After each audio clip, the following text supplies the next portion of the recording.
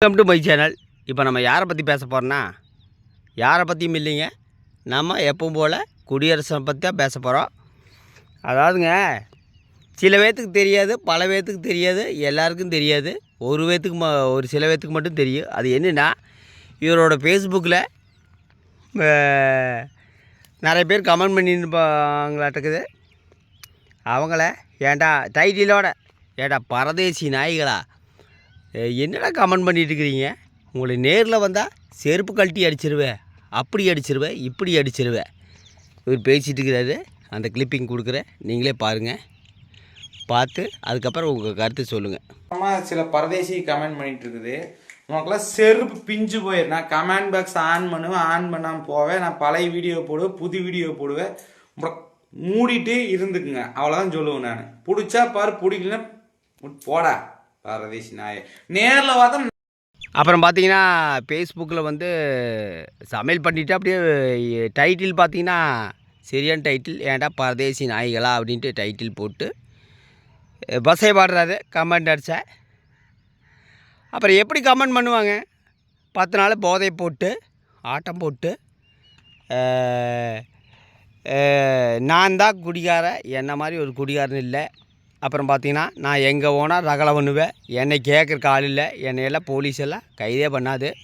கேட்டால் காவல்துறை எங்கள் நண்பன்ட்டு டைட்டிலோட வீடியோ போட்டிருப்பார் ஒரு வாரத்துக்கு முன்னாடி. கேட்டால் காவல்துறையிலையுமே இவங்களுக்கு சப்ஸ்கிரைபர் இருப்பாங்க. அவங்களும் இந்த வீடியோ பார்த்துருப்பாங்க. இதுக்கு முன்னே இந்த வீடியோ பார்த்துருப்பாங்க.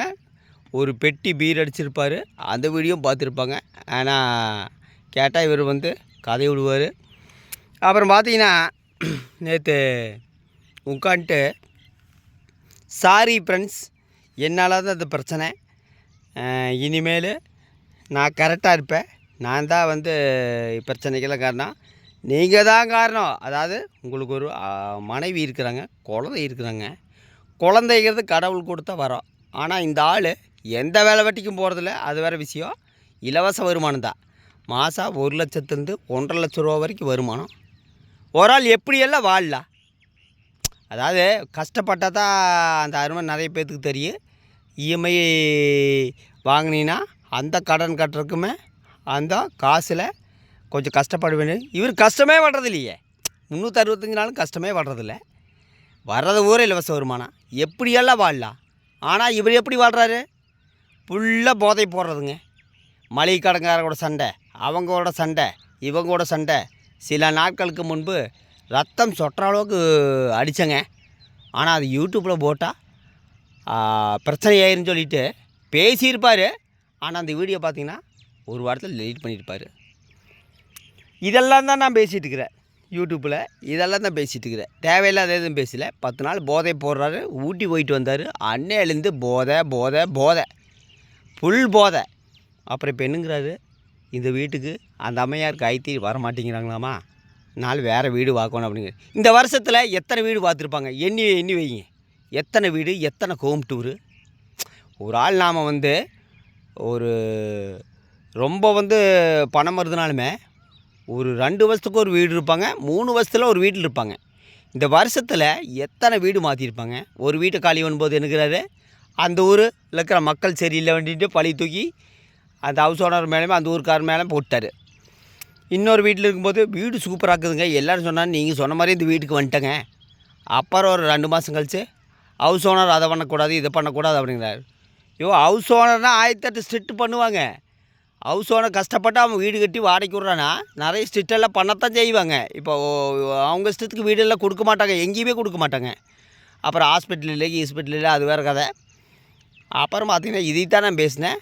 போதை போட்டு அவ்வளோ அழிச்சாட்டியம் பண்ணிட்டு இருக்கிறது, இதைத்தான் பேசினேன். இதை பேசினதுக்கு இவங்க அண்ணன் செய்த போதை செயலை மறைக்கிறதுக்கு என்ன இவன் அடுத்தவங்கள பற்றியே பேசுகிறையே, அடுத்தவங்கள பற்றி பேசி இதெல்லாம் ஒரு பொழப்பான்னு சொல்லி தரக்குறைவாக பேசியிருப்பாங்க. அவங்க தங்கை பேசிய வீடியோ, அவங்க தங்கையோட குழந்தைகள்லாம் ஸ்கூலில் படிக்கிறாங்களா, அந்த டீச்சர்களை பார்க்க சொல்லுங்கள். அந்த ஸ்கூலில் எத்தனை பேரண்ட்ஸ் இந்த மாதிரி பேசியிருக்கிறாங்கன்னா, யாரும் பேசியிருக்க மாட்டாங்க, இவங்க தான் பேசியிருப்பாருங்க. ஏன்னா சோசியல் மீடியாவில் நம்ம மான மரியாதை விட்டு கொடுக்கக்கூடாது, கௌரவத்தை விட்டு கொடுக்கறது, ஒழுக்கத்தை விட்டு கொடுக்கக்கூடாது. அந்த அம்மாவுக்கு உட்காந்துட்டு என்னைய தரக்குறைவாக பேசியிருப்பாங்க. நானும் திருப்பி பேசலாம், அதான் எனக்கும் அவங்களுக்குள்ள டிஃப்ரெண்ட் டெஃபினிஷன் வேறுபாடு. நான் தான் சொன்னேனுங்க அன்றைக்கி, நான் வந்து ரெஸ்பெக்ட் ஃபார் உமன் ரொம்ப இதெல்லாம் பேசுகிறேன். அவங்கள விமர்சிச்சிருப்பேன். இப்படி தான் பண்ணிகிட்டு இருக்கிறாங்க. அண்ணன் போதை போட்டுக்கிறாங்க, தங்கை கறின்ட்டுக்கிறாங்க. அதுதாங்க உண்மை. நேற்று கூடி அவங்க இது என்ன கருவாடு அது இதுன்னு போட்டு இது பண்ணிகிட்டு இருக்கிறாங்க. அவங்க எப்பவுமே அதை ஒரு ஆள் வந்து யூடியூப்பில் என்னென்ன வேணால் பேசலாங்க, என்ன வேணால் நம்ம வீடியோ போடலாம். இப்போ வந்து பொள்ளாச்சியில் அந்த மனநல காப்பத்தில் ஒரு பையன் இறந்துருக்காரு. அந்த பையனை பற்றி பேசலாம். இப்போ கமலஹாசன் சார் வந்து தமிழ்லேருந்து பிறந்ததா கன்னடம் சொல்லிவிட்டு அது உண்மைதான், அது பொய்யெல்லாம் கிடையாது, ஆராய்ச்சியாக அப்படித்தான். அதை பற்றியும் பேசலாம். இது என்ன கருவாடு இது மட்டும்தான் யூடியூப்பில் இருக்குதா? அதெல்லாம் கிடையாது. அதான் இவங்களுக்கு அடிக்ட்டு, அதாவது அந்த சப்ஸ்கிரைபருக்கு சுயல் அறிவியல் சப்ஸ்கிரைபருக்கு இவங்க எது பேசினாலும் நியாயம், நாம் எது பேசினாலும் கொந்தளிப்புனா அதை நான் பேசத்தான் செய்வேன், பேசிகிட்டே இருப்பேன். அப்புறம் பார்த்தீங்கன்னா துக்கான்ட்டு இந்த வீட்டுக்கு அந்த அம்மையார் வரமாட்டேங்கிறாங்க, வேறு வீடு பார்க்கணும் அப்படிங்கிறாரு. இதுவும் வந்து ஒரு நடிப்பு தான், பரிதாபத்தை தேடுறாரு. அப்புறம் பார்த்தீங்கன்னா நேற்று சப்ஸ்கிரைபரை தரக்குறைவாக பேசியிருப்பார். சப்ஸ்கிரைபர் இல்லை, கமாண்டர்ஸரை. அப்புறம் வந்தேன்னா நேரில் வந்தால் செருப்பு கழட்டி அடிச்சிருவேன், ஏன்டா பரதேசி நாயகலா அப்படிம்பாரு.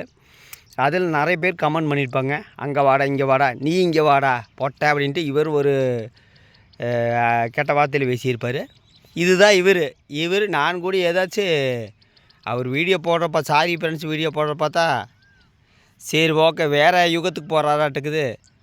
அப்புறம் பார்த்தீங்கன்னா எப்பவும் போல் பழையபடி போதை போட்டாரே இல்லைன்னு தெரியல, அது நான் இல்லாமல் நான் சொல்ல மாட்டேன். மொத்தத்தில் பார்த்தீங்கன்னா இவருக்கு என்ன நினச்சிருக்கிறேன்னு, வலைதளத்தில் இவர் தான் ஹீரோ, என்னை கேட்குறக்கு எவனுமே உரிமை இல்லை, நான் தண்ணி போடுவேன், என்ன வேணால் பண்ணுவேன், ஆனால் நான் இப்படி தான் பேசுவேன், எனக்கு எவனாச்சும் கமெண்ட் பண்ணுவேன்னா அவனில் கெட்ட வார்த்தையில் திட்டுவேன்.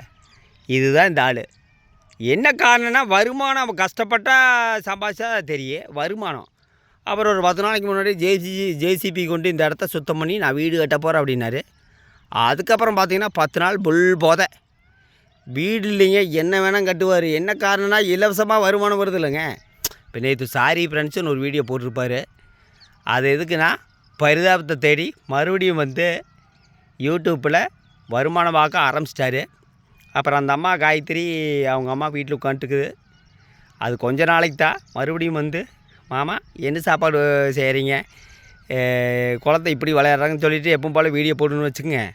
மொத்தத்தில் பார்த்திங்கன்னா இவரெல்லாம் ஒரு இடத்துல போய் வெளியில் போய் எப்படி தலை நிமிர்ந்து நிற்பார்னா, இவருக்கு இலவச வருமானம் வருது, பணம் மட்டும்தான் போகுது, மான மரியாதை கௌரவமெல்லாம் தேவையே இல்லை. அப்புறம் இவங்க அம்மா பையன் இப்படியெல்லாம் பண்ணிகிட்டு இருக்கிறாரு, ஏதாவது ஒரு இடத்துல என் பையன் இப்படி பண்ணுறது தப்புன்ட்டு ஏதாச்சும் ஒரு ப்ரெஸ் மீட் கொடுப்பாங்கன்னு பார்த்தா அதெல்லாம் கொடுக்க மாட்டாங்க. அவங்க தங்கை அண்ணன் இப்படி போதை போட்டு சுற்றிட்டு இருக்கிறாரு, ஆனால் அதெல்லாம் திசை திருப்பறக்கு நம்மளே வசைவாடி இருப்பாங்க. அடுத்தவங்கள பற்றியே வீடியோ போடுறேன், அடுத்தவங்கள பற்றியே பேசுகிறாங்க. அதாவது அவங்க சப்ஸ்கிரைபர்லாம் கண்ணை மூடிட்டு இருக்கிறாங்க, கண்ணை திறந்துவாருங்க. நடிகர் ராஜேஷ் வந்து இறந்துட்டார். பல யூடியூப் சேனலில் 2 நாளாக அவர் இப்படி இறந்தார் எல்லாம் நேரில் போய் பார்த்தவங்களாட்ட யூடியூப்பில் வந்து பேசிகிட்டு இருக்கிறாங்க. ஆனால் நான் வந்து யூடியூப்பில் பொய்யை பேசலையே, உண்மையத்தான் பேசிகிட்டு இருக்கிறேன். என்ன பேசுகிற, இவர் இப்போ எந்த வேலை வெட்டிக்கும் போகாமல் இலவச வருமானத்தில் வாழ்ந்துட்டு, அதாவது வலைதளத்தில் உட்காந்துட்டு போதை போட்டு நடு ரோட்டில் உட்காந்து சண்டை பிடிக்கிறது, மளிகை கடைக்காரங்க உட்காந்து சண்டை பிடிக்கிறது, அப்புறம் வந்து ஒரு பெட்டி பீர் இருக்குதுங்க பெருமை, ஒரு பெட்டி பீர் அடிக்கிறது பெருமை. அப்புறம் பார்த்தீங்கன்னா ஹாஸ்பிட்டலுக்கு உட்காந்து வீடியோ தான் எடுக்கிறாரு. ஹாஸ்பிட்டலோட அந்த எக்யூப்மெண்ட்ஸ் எல்லாம் காட்டல, 2 எக்யூப்மெண்ட்ஸ் காட்டிட்டு நான் இந்த மாதிரி ஹாஸ்பிட்டலில் அட்மிட் ஆகி அப்படிங்கிறாரு. அதாவது அவங்க சப்ஸ்கிரைபர்லாம் சுய அறிவாளிகள் இருந்தால் போய் சிந்திச்சு எதனால் பேசுகிறா, எப்படி பேசுகிறக்கு என்ன காரணம்னு பார்த்து தேடுங்க. அதை விட்டு போட்டு என்ன வில்லேஜுங்க, அவன் ஃபோன் நம்பர் என்னங்க, ஃபோன் நம்பர் வில்லேஜ் இருந்தால் நேரில் வந்து அப்படியே கிழிச்சிருவாங்கண்ணா கேட்டால் நான் தான் சொல்கிறேங்க, எல்லாத்துக்கும் விளக்கம் கொடுக்குறேன்னு சொல்கிறேன்லங்க. நம்ம வீட்லேயே 2 லாயர் இருக்கிறாங்க, நாமெல்லாம் சட்டத்திட்டங்களை படித்து தான் இந்த சோசியல் மீடியாவுக்குள்ளே வந்திருக்கிறோம். இந்த ஆள் போதை போட்டு என்ன வேணால் பேசுவாங்க, இவங்க தங்கை நம்மளை தரக்குறைவாக பேசுவாங்க. அப்புறம் கேட்டால் ஃபோன் நம்பர் கொடு, அது கொடு, இது கொடுன்ட்டு நேருக்கு நேர் நானே சந்திக்கிறேன் அப்படின்னு சொல்கிறேன்ல, நானே சந்திக்கிறேங்க. எனக்கு என்னங்க பயம், நான் ஒன்றும் பொய்யை சொல்ல கிடையாது, உண்மையை தான் சொல்லிக்கிறேன். இவங்க அண்ணன் பண்ண வீடியோவில் நம்மக்கிட்ட இருக்குது. ஒரு மாதத்துக்கு முன்னாடி லைவ் வீடியோ அந்த ஆள் டெலீட் பண்ணியிருப்பார். நம்ம சேனலில் வச்சுருப்பேன் லைவ் வீடியோவில் உட்காந்துட்டு, அதாவது டாய்லெட்டில் பாத்ரூம் யூரின் போகிற முதல் வாயில் சிகரெட்டு வைக்கிற வரைக்கும் மது பாட்டில் கையில் வச்சுக்கிறாரு.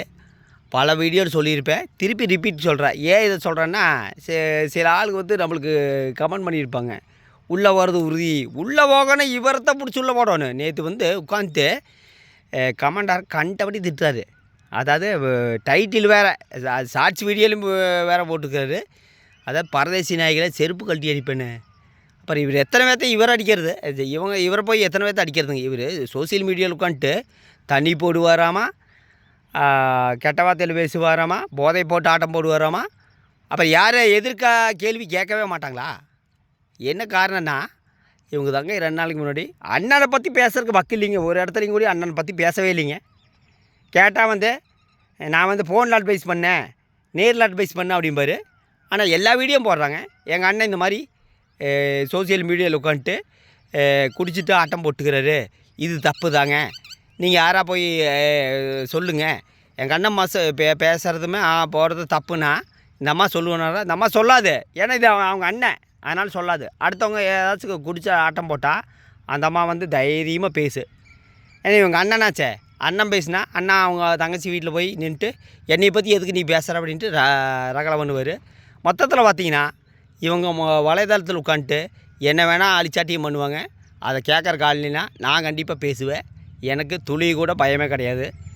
சாவுக்கு பயந்தவனுக்கு தான் தினம் தானே சாவு, எதுக்குமே பயப்படாதவனுக்கு ஒரு தடவை தான் சாவுன்னு ஒரு டைலாக் இருக்குது. அதனால தான் நான் சொல்கிறேன், திருப்பி இவங்களை பற்றி ஏன் நான் பேசுகிறேன்னா, இவங்க பண்ணுறது ஒரு எத்தனை ஃபேமிலி யூடியூப்பர் நீங்கள் போய் பாருங்கள். ஏதாவது ஒரு ஃபேமிலி யூடியூப்பராது தண்ணி போட்டு சோசியல் மீடியாவில் லைவில் வர்றதுமே ஆட்டம் போடுறது நீங்கள் பார்த்தீங்கன்னா எங்கேயுமே சமீபத்தில் நடக்காது. ஏன்னா அவங்களுக்கெல்லாம் மான மரியாதை இருக்குது.